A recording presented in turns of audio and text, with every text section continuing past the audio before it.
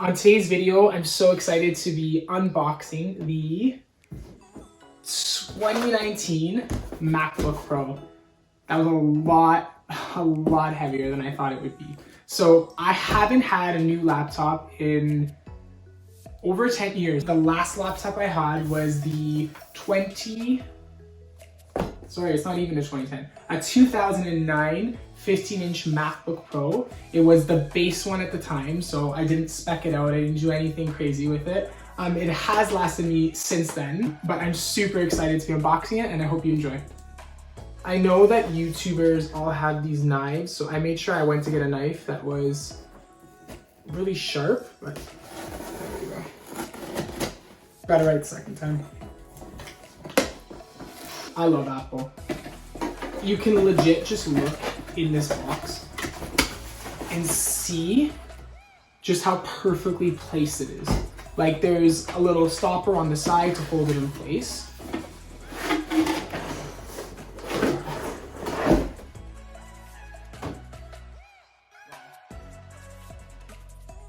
Okay, let's open this up.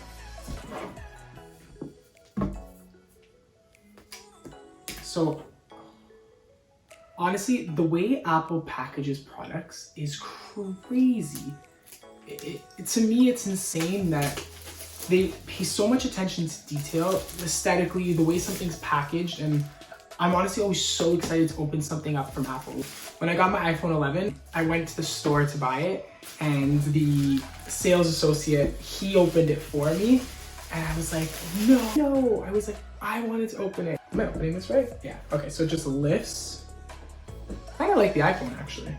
That 5-second lift. Oh, it's nice. It's really nice. Nice little pull tab. It's actually a lot lighter than I anticipated. So in the box, you get I'm guessing it's the charger, probably the charger. You have this beautiful, it smells like celery. You get this design by Apple in California. It also comes with a charger. Okay, so it's honestly so nice. I think this just looks like this, yeah. And this just slides right out. The 2019 16-inch MacBook Pro in space gray. It's so different than the other MacBook that I had before.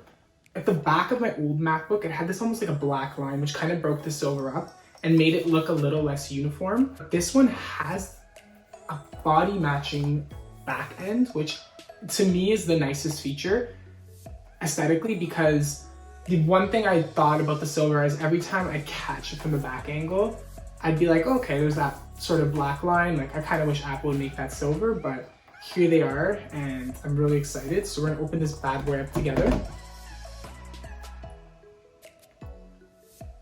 Okay. Wow, they even have like a cloth sleeve on it. Oh, it's just paper, but powers up right away. I did not even push the on button. It smells so good. Last time I checked, it was English. To use English as the main language, press the return key. Hi, I'm Daniel.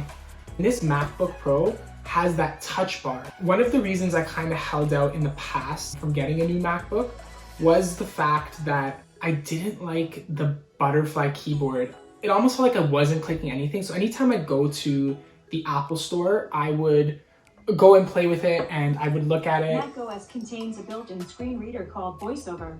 If you know how to use VoiceOver, press the command key while you press Touch ID 3 times at the right end of the touch bar. To learn how to use VoiceOver to set up your Mac, press the escape key. I would always go in and play with it, and I hated the way the keys felt.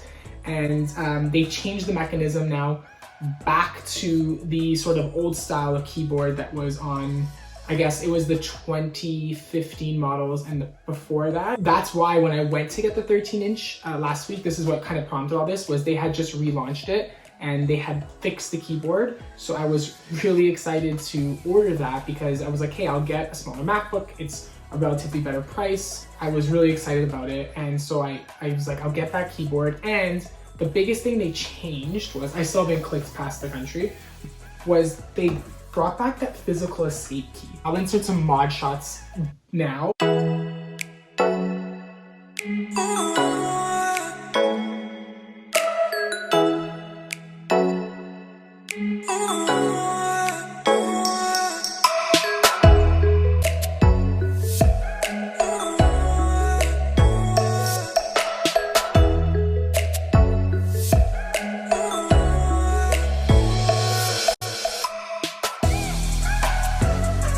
The biggest question I think people are gonna ask is, should I get the 16-inch MacBook Pro? Should I get the 13-inch MacBook Pro? Should I get a MacBook Air?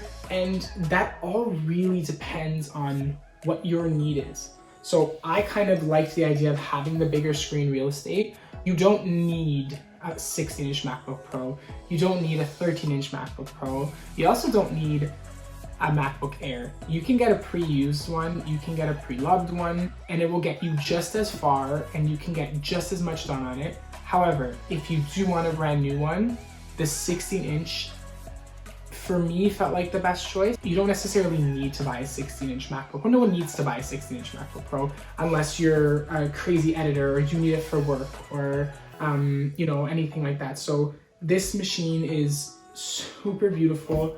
I love it. I'm super excited to be using it. So thank you so much for watching my channel and my first video. I hope you all subscribe and are curious and interested to see more of my videos. The MacBook Pro 16-inch was a mid-quarantine crisis for me. You know, I was really looking to buy something new, and something that I kind of held off on for a long time was buying a new MacBook Pro, because, you know, these are one of those purchases that, you know, can cost a lot of money. Like, I got the base model and it cost me $3,000. So imagine I crazy spec'd it out. I'm so excited that you guys are here. Thank you for watching, and happy quarantine.